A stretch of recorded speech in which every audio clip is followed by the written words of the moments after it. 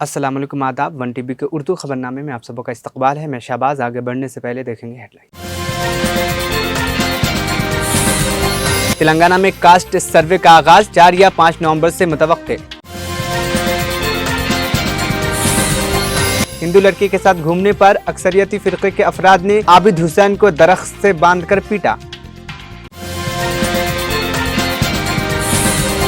BJP के रुकने parliament Itala Rajendra का कांग्रेस हुकूमत पर इल्जाम।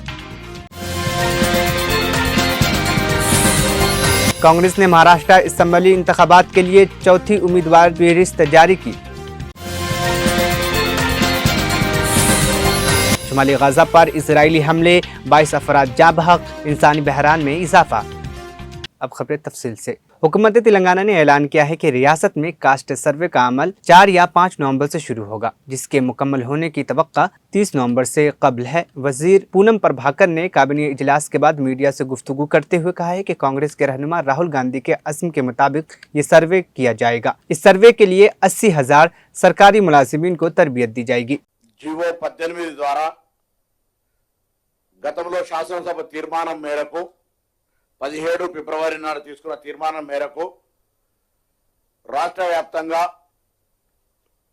రాజకీయ, సామాజిక, ఆర్థికంగా అన్ని రకాలుగా సర్వే జరగాలనే ఆలోచనతో అన్ని కులాలకు సంబంధించి ప్రభుత్వం ఈరోజు కేబినెట్ సర్వేకు సంబంధించినటువంటి క్వశ్చనీర్ను కానీ విధి విధానాలు కానీ అన్ని కూడా ఆమోదింపజేసింది।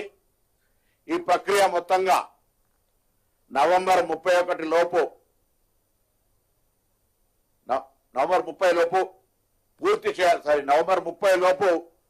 పూర్తి చేయాలి అనేటువంటి దాని మీద కూడా గౌరవ ముఖ్యమంత్రి గారు కేబినెట్ డిసిషన్ తీసుకోవడం జరిగింది। ఇందుకు సంబంధించి దాదాపు సోమవారం నాడు గౌరవ ముఖ్యమంత్రి గారు దీనికి సంబంధించి నియమింపబడ్డ నోడల్ అధికారి ప్లానింగ్ డిపార్ట్మెంట్ కానీ, చీఫ్ సెక్రటరీ కానీ, సంబంధిత మంత్రులందరూ కూడా కలెక్టర్స్ కాన్ఫరెన్స్ తో ప్రారంభమయ్యే ఈ కార్యక్రమం జిల్లా అధికారులకు శిక్షణ ఇవ్వడం, మండల స్థాయి అధికారులకు శిక్షణ ఇవ్వడం, రాష్ట్రంలో దాదాపు 80,000 మంది పైన వీటికి సంబంధించిన అవసరం పడే సిబ్బందికి శిక్షణ ఇవ్వడంతో బాటుగా 150 ఇండ్లకు సంబంధించి ఒక వ్యక్తిగా ఒక ఏదైతే వివరాలు సేకరించాల్సిందో ఆ విధంగా 150 ఇండ్లకు సంబంధించి ఒక గ్రూప్ గా చేసే విధంగా 3 రోజుల సమయం, 4 రోజుల సమయం లోపల వాటన్నిటిని తీసుకొని దాని తదుపరి రోజు ఇప్పటికే ఒక 4 జిల్లాల్లో 50 ఇండ్ల చొప్పున సర్వే జరిగినప్పుడు ఆ సర్వేకు సంబంధించి ఎంత సమయం పడుతుందనే లెక్కేసుకునే సందర్భంగాన్ని దృష్టిలో పెట్టుకొని 15 నుంచి 20 రోజుల లోపల, ఎందుకంటే కంప్లీట్ డీటెయిల్ షెడ్యూల్ సోమవారం నాడు రిలీజ్ అవుతుంది। ఏ రోజు నాడు ఏ స్థాయిలో ట్రైనింగ్ ఉంటుంది, దాని తర్వాత 150 ఇండ్లకు చొప్పున గ్రూపింగ్ అయిన తర్వాత మోస్ట్లీ నవంబర్ 4 లేదా 5 నుంచి ఇందుకు సంబంధించిన వివరాల సేకరణ మీ దగ్గరికి ఈ సిబ్బంది ఎమ్యులేటర్లు వస్తారు। తెలంగాణ రాష్ట్రంలో ఉన్న వాళ్ళందరికీ కూడా ఈ తెలంగాణ రాష్ట్ర ప్రభుత్వం విజ్ఞప్తి చేస్తూ ఉంది। ఇది సమగ్ర సమాచారానికి సంబంధించి గత ప్రభుత్వం చేసినట్టు కాకుండా ఒకరోజు సర్వే చేసి సర్వేను కలిసి అధికారికంగా ప్రభుత్వం బయట పెట్టడం కానీ చేయలేదు। కానీ పారదర్శకంగా రాష్ట్రంలో ఉన్నటువంటి అన్ని రకాల పరిస్థితిని ఈ అంశం ఎన్నికల మేనిఫెస్టోలో పెట్టినాం। మా నాయకుడు రాహుల్ గాంధీ గారు కూడా అనేక సందర్భాల్లో ఈ అంశాన్ని తీసుకున్నాం। ఇప్పుడు తెలంగాణ దేశంలో ఉన్నటువంటి కాంగ్రెస్ పార్టీ అధికారంలో రాష్ట్రంగా ఈ ప్రక్రియను సమగ్రంగా అన్ని రకాల సమాచారాన్ని తీసుకునే విధంగా చేయబోతా ఉంది। నవంబర్ 30 లోపు ఇందుకు సంబంధించిన మొత్తం సమాచారాన్ని సేకరించుకొని తదుపరి ఆ సమాచారానికి సంబంధించి ఏ విధంగా ఏ రకాలుగా ప్రయోజనాలు కలగడానికి వినియోగిస్తూ దాన్ని బహిరంగంగా పబ్లిక్ డొమైన్ లో ఉంచి దాన్ని చేసేటువంటి ఒక కార్యక్రమం తీసుకోవడం జరుగుతుందనే సందర్భంగా ఈ విషయాన్ని తెలియజెప్తుంది। ఇందులో స్టేక్ హోల్డర్స్ అందరూ కూడా భాగస్వాములై సరైన సమాచారాన్ని ఇచ్చే విధంగా స్పందించాలని, ముఖ్యంగా ఇది చాలా కాలంగా డిమాండ్ చేస్తున్న సంఘాలందరూ ప్రోయాక్టివ్ గా ఈ కార్యక్రమం విజయవంతానికి సహకరించాల। ప్రభుత్వ నిర్ణయమే కాదు, అధికారుల శ్రమతో పాటుగా క్షేత్రస్థాయిలో ఉన్నటువంటి వాళ్ళందరూ కూడా ఈ ప్రక్రియకు సహకరించాలని సందర్భంగా మరి అందరూ విజ్ఞప్తి చేస్తున్నాం। ఇంతకుముందు అన్నగారు చెప్పినట్టుగా ఉద్యోగులకు సంబంధించి డిఏ దీపావళి కానుక ఇస్తా ఉన్నాం. వాళ్ళు చాలా సంతోషపడాలి, ఎందుకంటే 1వ తారీఖు నాడు శాలరీస్ ఇస్తా ఉన్నాం. రాష్ట్రంలో ఆర్థికంగా ఉన్న పరిస్థితి తెలుసు. ఒక్క డిఏ ఇవ్వడం వల్లే దాదాపు 3,000 కోట్ల పైన భారంతో పాటుగా ప్రతి నెలకు అదనంగా 230 కోట్ల పైన కూడా భారం పడేటువంటి విధంగా ఆర్థిక భారం పడుతుంది. అయినా ఉద్యోగులు కూడా తెలంగాణ సాధనలో భాగస్వాములు. వాళ్ళు ఈనాడు ఉన్నటువంటి రాజకీయంగా ఆర్థికంగా ఉన్న పరిస్థితి తెలుసు. కాబట్టి వాళ్ళకు 5 పెండింగ్ డీలలో సంఘాలుగా లేదా ఉద్యోగస్తులుగా సంతోషంగా ఉన్నా లేకున్నా ప్రభుత్వం అన్ని రకాలుగా వ్యయ ప్రయాసాల గురించి ఈరోజు ఒక దీపావళి శుభవార్త చెప్తా ఉంది. దయచేసి అందరూ సంతోషంగా దీన్ని స్వీకరించాలని కూడా ప్రభుత్వ పక్షాన కోరుతాను. ఎందుకంటే సరే ఎవరైనా విపక్షాలు నెగటివ్ గా మాట్లాడుతూ 2022 నుంచి పెండింగ్ ఉన్నాయి. వాళ్ళకు కూడా చెప్తాను, ఇవాళ మీరు దీనికి సంబంధించి పొలిటికలైజ్ చేసేటువంటి ఆలోచనతో ఉద్యోగుల పట్ల తెలంగాణ సాధనలో మేము ఏ విధంగా సానుకూలంగా ఉంటామో ఇవాళ కూడా ప్రతి ఉద్యోగికి సంబంధించిన అంశం మీద గౌరవ ముఖ్యమంత్రి గారు, ఉప ముఖ్యమంత్రి గారు, కేబినెట్ అదే పాజిటివ్ అప్రోచ్ ఉన్నారు. మిగతాకి సంబంధించి కూడా ఎట్లా ఆర్థిక పరిస్థితి కుదురపడితే అవన్నీ కూడా మీరు ఎటువంటి అడిగే అవసరం లేకుండానే ఇవ్వాలనేటువంటి ఆలోచనతో పూర్తి మంత్రివర్గం ఏకాభిప్రాయంతో ఉందనే మాట కూడా ఈ సందర్భంగా మనం చేస్తాం. जिला कुमरम भीम आसिफाबाद में एक मुस्लिम नौजवान को दरख्त से बांधकर ज़दुकोप करने का अफसोसनाक वाक़या पेश आया है। नौजवान को उस वक्त तशद्दुद का निशाना बनाया गया जब वो दूसरे मजहब की लड़की के साथ मौजूद था। बताया जाता है कि 19 साल आबिद हुसैन को कागज नगर में उस वक्त दरख्त से बांधकर पीटा गया जब वो उसी मौसे की दूसरे मजहब की लड़की के साथ घूमता हुआ पाया गया। हिंदू लड़के के साथ घूमने पर अक्सरियत फ़िरक़े के चंद अफराद ने हुसैन को दरख्त से बांधकर उसकी ज़बरदस्त पिटाई की, जिसकी वजह से वो शदीद ज़ख्मी हो गया। इत्तला मिलने पर पुलिस वहां पर पहुंची, ताहम हुजूम ने पुलिस पर भी हमला करने की कोशिश की और पुलिस के गाड़ी को भी नुकसान पहुंचाया। पुलिस ने काफ़ी जिद्दोजहद के बाद आबिद हुसैन को हमलावरों से बचाने में कामयाबी हासिल की और उस ज़ख्मी को मंचुरियाल के एरिया हॉस्पिटल मुंतकिल कर दिया गया।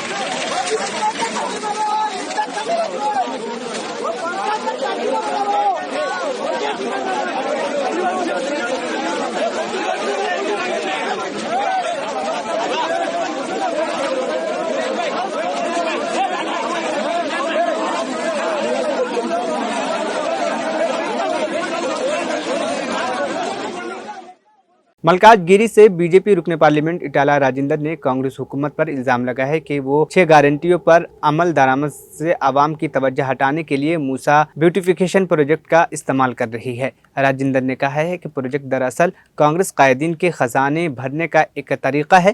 उन्होंने रुकने असम्बली पायल शंकर के साथ राजेंद्र नगर असम्बली हलके में मूसा नदी और दूसरे इलाकों का भी दौरा किया और मीडिया को बताया कि वज़ीर आला रेवंत रेड्डी का असल मकसद मूसा प्रोजेक्ट के जरिए आवाम को लूटना है। उन्होंने मजीद कहा है कि प्रोजेक्ट में सिर्फ 6 जमानतों और दीगर बुनियादी मसाइल से तवज्जो हटाने के लिए पेश किया गया है।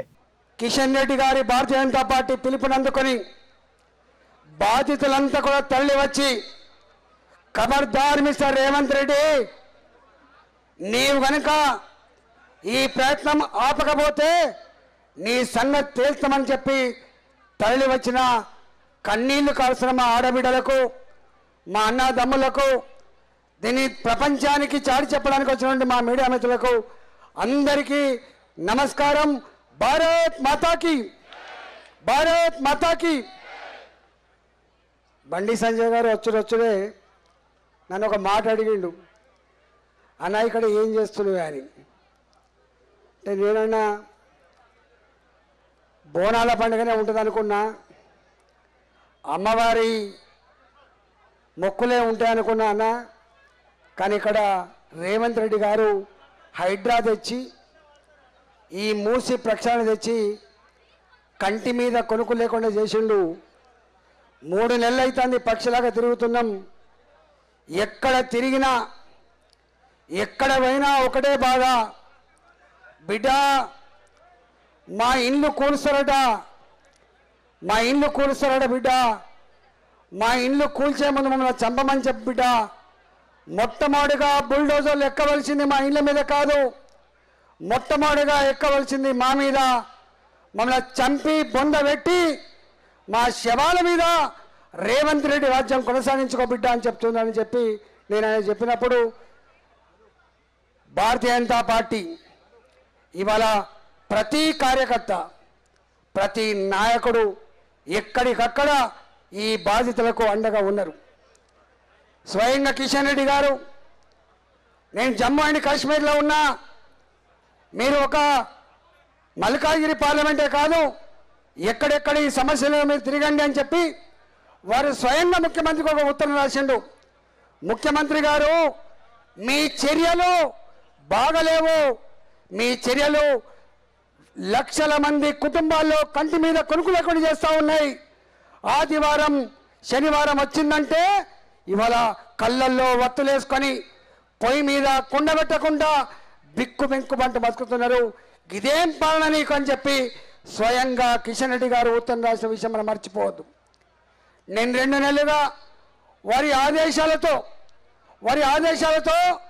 2 నెలలుగా కాలికి బట్ట కట్టకుండా ప్రతి బస్తీ తిరిగినా, ప్రతి చెరువు కాడికి పోయినా, ప్రతి కూల్చివేత దగ్గరికి పోయినా, మూసి దగ్గరికి పోయినా, ఎక్కడికి పోయినా కూడా కోకొల్లలుగా మా కోసం ఎదురు చూస్తూ ఉన్నారు. మొట్టమొదటిగా 70 ఏళ్ళ క్రితం 80 ఏళ్ళ క్రితం ఆనాడు ఇంకా ఈ రాష్ట్రానికి స్వతంత్రం రాకముందు కొన్ని వేలాది కుటుంబాలు తెలంగాణ పల్లెల నుంచి ఉపాధి కోసం ఇక్కడికి వచ్చింది. స్వతంత్రం వచ్చిన తర్వాత కూడా 40 ఏళ్ళ క్రితం 50 ఏళ్ళ క్రితం కన్న గడ్డను వదిలిపెట్టి, కనిపెంచిన అమ్మా నాన్న వదిలిపెట్టి పిల్లల్ని వేసుకొని హైదరాబాద్కి వచ్చిండు. ఆనాడు ఎక్కడ కూడా ఇవాళ ప్రభుత్వ స్థలాలుంటే ఆ స్థలంలో గుడిసెలు వేసుకునే వాళ్ళు, వాగుల పంటి గుడిసెలు వేసుకున్న వాళ్ళు, ఇవాళ చెర్ల పక్క పంటి గుడిసెలు వేసుకున్న వాళ్ళు, వాళ్ళకి ప్రభుత్వాలు స్వయంగా 40 ఏళ్ళ క్రితం 50 ఏళ్ళ క్రితం బాజాప్తా పట్టాలిచ్చింది. ఇవాళ అంతేకాదు, షెర్లల్లో చాలామంది అనుకున్నట్టుగా పట్టా భూములు ఉండవు. ఎఫ్టీఎల్లో కట్టుకున్న ఇళ్ళు, బఫర్ జోన్లో కట్టుకున్న ఇళ్ళు, ఇవన్నీ అక్రమంగా కట్టుకున్న ఇళ్ళు అని చెప్పి ప్రచారం చేస్తూ ఉన్నారు రేవంత్ రెడ్డి. ఇది తప్పు సుమా. మా వాళ్ళు ఎక్కడ కూడా అక్రమంగా ఒక గుంట భూమి కూడా ఆక్రమించుకోలేదు.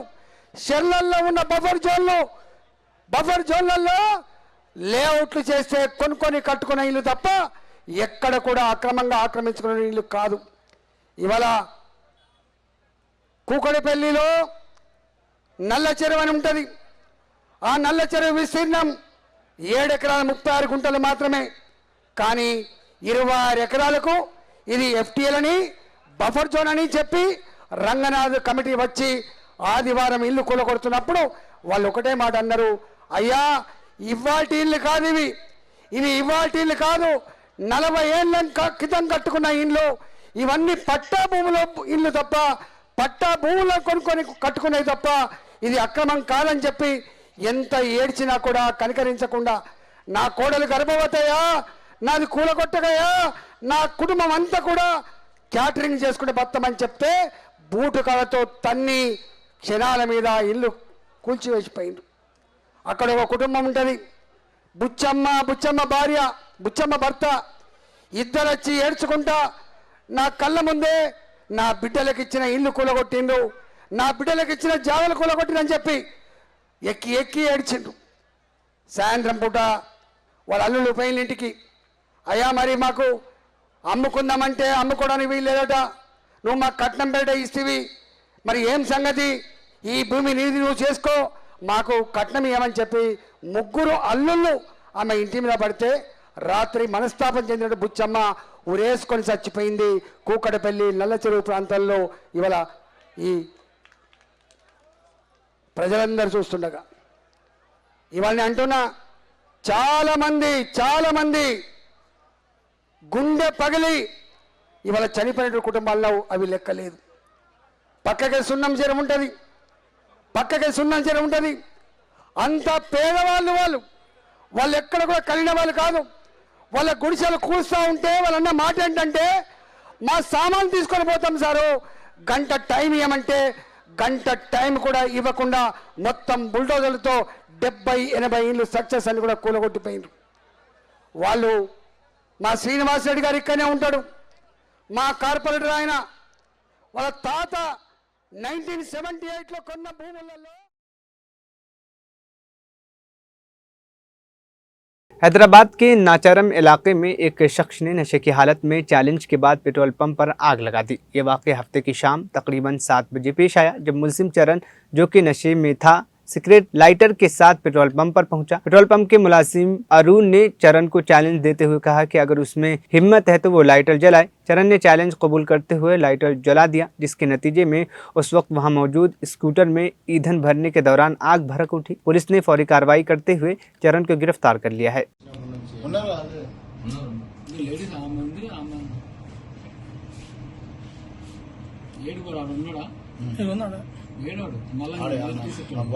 జోబులో సేవ్ పెట్టుకున్నాడు ఆడే కదా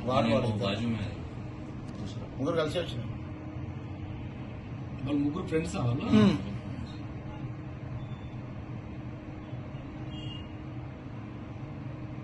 తెలియదు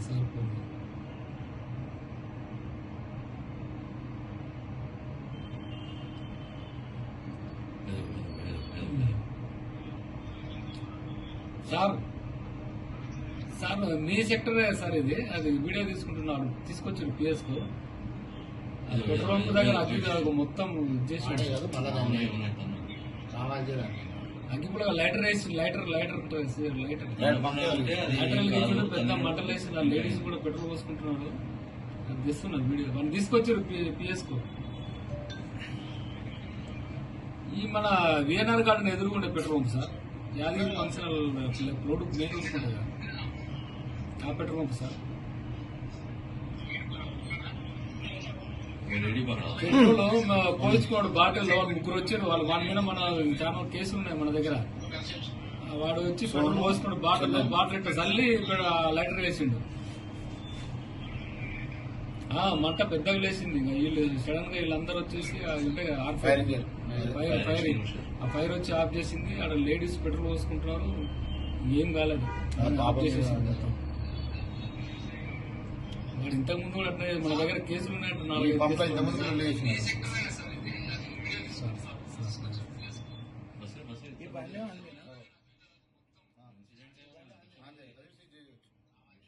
कांग्रेस ने महाराष्ट्र असेंबली इंतखाबात के लिए अपनी चौथी फहरिस्त जारी कर दी है, जिसमें 14 उम्मीदवारों के नाम शामिल है। इसके अलावा पार्टी ने 2 सीटों पर उम्मीदवारों के नाम भी तब्दील कर दिए हैं। औरंगाबाद स्थित मधुकर कृष्ण राव देशमुख की जगह लाहू एच शिवाले और अंधेरी वेस्ट से सचिन सावंत की जगह अशोक यादव को टिकट दिया गया है। अब तक कांग्रेस ने कुल 99 उम्मीदवारों का ऐलान किया है। महाराष्ट्र असेंबली इंतखाबात के लिए नेशनलिस्ट कांग्रेस पार्टी, एनसीपी और समाजवादी पार्टी एसपी ने अपनी तीसरी उम्मीदवार फहरिस्त जारी कर दी है। इस फहरिस्त में बॉलीवुड अदाकारा सौरा भास्कर के शौहर फहद अहमद को अनुशक्ति नगर से टिकट दिया गया है। फहद पहले समाजवादी पार्टी के रुकन थे, लेकिन अब उन्होंने एनसीपी एसपी का दामन थाम लिया है। एनसीपी एसपी में शमूलियत के बाद फहद अहमद ने कहा कि मैं पहले आला क़यादत से मुलाकात करूंगा, इसके बाद मैं कुछ कहूंगा। एनसीपी एसपी के नजरिया समाजवादी पार्टी के नजरिया से मुख्तलिफ नहीं है। मैं शरद पवार साहब का शुक्रिया अदा करना चाहता हूँ कि उन्होंने अखिलेश यादव से पूछा और कहा कि हम फहद का नाम एनसीपी एसपी के इंतखाबी निशान के साथ ऐलान करना चाहते हैं। I mean, as I told you earlier as well, कि समाजवादी पार्टी और शरद पवार साहब की एनसीपी में दोनों पार्टियों की जो जड़ें हैं वो समाजवाद से जुड़ी हुई हैं। मेरा जो मुझे आज एनसीपी शरद पवार साहब ने, सुप्रिया ताई सोले जी ने, जयंत पाटिल साहब ने, जितेंद्र आवाड साहब ने, रोहित पवार साहब ने जो मेरे पर भरोसा किया है, ये इस बात को दर्शाता है कि इस महाराष्ट्र के चुनाव में ना तो पार्टी महत्व रखती है, ना ही व्यक्ति महत्व रखता है, ना ही सिंबल महत्व रखता है। महत्व सिर्फ एक ही बात का है कि जिन्होंने महाराष्ट्र को लूटा है, जिन्होंने महाराष्ट्र के अंदर महाराष्ट्र की अस्मिता के साथ खिलवाड़ किया है, उसके खिलाफ हम तमाम दल जो है एकजुट हैं। इंडिया अलायंस जब इकट्ठा हुआ था 400 पार वालों को हमने 240 पे घुटने टेकने में मजबूर कर दिया था। और आने वाले दिनों में महाविकास आघाड़ी जो महायुक्ति का करप्शन है, जिसमें छत्रपति शिवाजी महाराज की अस्मिता के साथ खिलवाड़ किया गया है, इसको लेके हम आने वाले दिनों में, और आपको एक बात और बताऊं, बहुत कम ऐसा होता है कि चुनाव का जनता इंतजार कर रही हो। महाराष्ट्र के चुनाव में जनता इंतजार कर रही है कि इस भ्रष्ट सरकार से हम लोग कब जो है। देखिए, मैं आपको बताता हूं कि समाजवादी पार्टी का ऑफिस 2nd फ्लोर पे है और अभी मैं 1st फ्लोर पे खड़ा हूं, तो ज्यादा अंतर नहीं है। मैं आपको यही समझा, आपको मालूम है 2nd फ्लोर पे समाजवादी का ऑफिस है। हम लोग समाजवाद विचारधारा के लोग हैं। हम लोगों की एक ही विचारधारा है कि देश का संविधान किस तरह से बचना चाहिए। तो ये कोई बहुत बड़ी बात नहीं है। नेताजी मुलायम सिंह यादव जी के और शरद पवार साहब जी के रिश्ते, अखिलेश यादव जी के सुप्रिया ताई से रिश्ते। सुप्रिया ताई जब मेरे कार्यक्रम में आई तो उन्होंने एक बात को बोला था, आप भी शायद वहां थे, आपको याद होगा। उन्होंने कहा था कि अखिलेश यादव जी और डिंपल भाभी और समाजवादी पार्टी का जितनी मदद हमारी की है उसको हम कभी नहीं भूल सकते। एक ही परिवार है। हिंदुस्तान में ट्रेन हादसात का सिलसिला जारी है और हालिया वाकये में मध्य प्रदेश में इतवार को एक चलती ट्रेन में आग भड़क उठी। ये ट्रेन इंदौर से रतलाम के जानिब जा रही थी, जिसके बाद मुसाफिरों में शदीद खौफ व हरास फैल गया। मुतअद्दिद मुसाफिरों ने अपनी जान बचाने के लिए ट्रेन से छलांग लगा दी। मगरबी रेलवे के मुताबिक इस हादसे में किसी किस्म का जानी नुकसान नहीं हुआ है और आग पर मुकम्मल तौर पर काबू पा लिया गया है। मरकजी वज़ीर दाखिला अमित शाह ने इतवार को कहा है कि मगरबी बंगाल में अमन उस वक्त तक कायम नहीं होगा जब तक गैर कानूनी दरअंदाजी का खात्मा नहीं हो जाता। उन्होंने तृणमूल कांग्रेस और वज़ीर आला ममता बनर्जी को करप्शन के मसले पर सख्त तनकीद का निशाना बनाया। शाह ने सवाल उठाया कि ममता बनर्जी ने मगरबी बंगाल की तरक्की के लिए क्या इक़दाम किए हैं और अफसोस का इजहार किया कि रियासत में मरकजी फंड्स के इस्तेमाल में करप्शन एक आम बात बन चुकी है। युवाओं को कहने आया, एक सीमांत राज्य है, सीमांत राज्य के अंदर घुसपैठ जिस तरह से स्टेट स्पॉन्सर घुसपैठ हो रही है उसको रोकना है, तो इसका एकमात्र रास्ता है कि 26 में भारतीय जनता पार्टी की सरकार है। बंगाल के अंदर रविंद्र संगीत की जगह बम धमाके सुनाई पड़ते हैं, इसको रोकना चाहते हैं बंगाल की जनता, तो इसका एकमात्र रास्ता है 26 में भारतीय जनता पार्टी की सरकार। असम के वज़ीर आला हेमंत बिस्वा शर्मा ने इतवार को कहा है कि बांग्लादेश की सरहद से मुतासिल रियासतों को आपस में सिक्योरिटी फोर्स BSF के साथ तालमेल करना चाहिए ताकि पड़ोसी मुल्क से दरअंदाजी की कोशिशों को नाकाम बनाया जा सके। गुवाहाटी में एक प्रेस कॉन्फ्रेंस से खिताब करते हुए उन्होंने बताया कि असम और त्रिपुरा की हुकूमतें BSF के साथ मिलकर काम कर रही है। उन्होंने मजीद कहा कि मगरबी बंगाल भी दरअंदाजों की निशानदेही शुरू कर दे तो ये काफ़ी मददगार साबित होगा, क्योंकि असम और त्रिपुरा से वापस भेजे गए दरअंदाज मगरबी बंगाल के रास्ते दोबारा मुल्क में दाखिल हो सकते हैं। Every day from last 2 months we are capturing either one or a group of foreigners in our state. Basically, my feeling is that because of the porous boundary between India and Bangladesh, in spite of best effort by BSF, there are some people who are still coming into our country. State government has to play a very, very proactive role. Tripura is also identifying few foreigners. Assam is also identifying. But in spite of our best effort, people must be going to the various states of the country. Because we have found many people who has gone back to Bangladesh to bring fresh people. We are coordinating with the border security force. Sometimes people are being identified through a joint operation, sometime by BSF, sometime by the state police. But it is a coordinated exercise. And last 2 months we have detected 138 infiltrators and we have pushed them back. But one thing I must again repeat, that contrary to the expectation that Hindus will come inside India because of the instability in Bangladesh, we are finding only the Rohingya Muslims who are coming into our country. So I think first, the perception about Hindu Bengali is wrong. That is what the data says. Second, the Muslim Rohingya is still trying to come into the various states of our country. Every state government must remain vigilant and they must work very, very closely with the BSF. So Assam and Tripura, we are working very closely. We are detecting people. If Bengal government is also start detecting people, I think this will be a well orchestrated and this will be a systematic effort. But if we push them back somebody and they can again re-enter through Bengal border, I think all the Meghalaya, Assam, Tripura, Bengal, all the state government must support BSF aggressively. Otherwise, things may deteriorate. I think if we are, because police and BSF, if we work very closely, we can detect people. And our concern is whether he is Hindu or Muslim, we are least border. Our question is that if anybody comes from Bangladesh into our country illegally, they must be detected, they must be pushed back. So, I think irrespective of their religious identity, we are शुमाली Gaza पर इजरायली हमलों में कम से कम 22 अफराद जिनमें ज़्यादातर ख़वातीन और बच्चे शामिल हैं जहाँ बहक हो गए हैं। फ़िलिस्तीनी अहदेदारों ने इतवार को इसकी तस्दीक की है। यह हमला तीसरे हफ्ते में दाखिल हो चुके हैं और इमदादी ग्रुपों का कहना है कि इस सूरत हाल ने एक बड़े इंसानी बहरान को जन्म दे दिया है। अलहदा वाक़े में तल अबीब के करीब एक ट्रक बस स्टॉप घुस जाने के नतीजे में कई अफराद ज़ख्मी हो गए हैं, जैसा कि इजरायली रेस्क्यू सर्विस ने इत्तला दी है। गजा के वजारत सेहत के इमरजेंसी सर्विस के मुताबिक हफ्ते को देर गए शुमाली टाउन बैत लहिया में मुताद्दद मकानात और इमारतें इजरायली हमलों के जर्द में आ गई, जिसके नतीजे में 11 औरतें और 2 बच्चे हलाक हो गए हैं। आखिर में हेडलाइंस फिर। तेलंगाना में कास्ट सर्वे का आगाज 4 या 5 नवंबर से मुतवक्के।